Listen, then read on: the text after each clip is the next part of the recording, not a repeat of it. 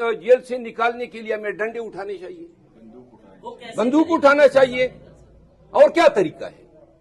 चीख गए, हम अदालतों में गए, रोडों पे गए, नारे किए, जलसे किए, जलूस किए, और हर जलूस पे इन्होंने हमें मारा, पर्चे किए, जेलों में डाला।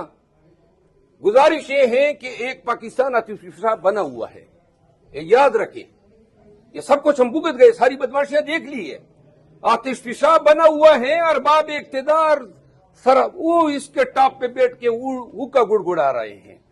याद रखें, ये सवाल जब आप करते हैं, मिलाद को उस नहज पे न ले जाएं, वरना हमारे लिए रियासत जो है वो हमारा हक है।